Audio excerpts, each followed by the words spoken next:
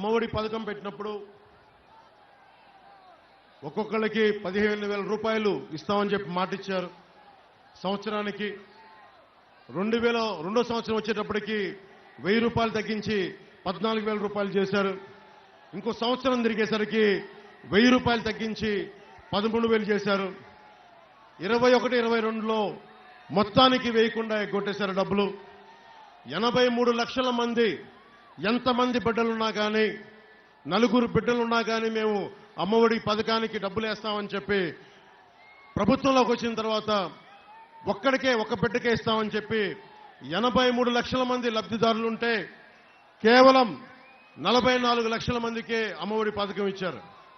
రకరకాల కారణాలు 44 లక్షల మందికి మీకు ఇస్తున్నామని చెప్పి, అదే అమ్మఒడికి ఇచ్చింది 19,600 కోట్ల రూపాయలు అయితే మద్యం మీద అమ్మి నాన్న గొంతును తడిపి సారా నిషేధిస్తామని చెప్పి దాదాపు 1,00,000 రూపాయల కోట్లు ఈ రోజున నాన్న గొంతులో సారా పోసి సంపాదించాడు. ముఖ్యమంత్రి కాదు అతను, ఒక సారా వ్యాపారి. అతను ముఖ్యమంత్రి కాదు, అతను ఒక ఇసుక వ్యాపారి.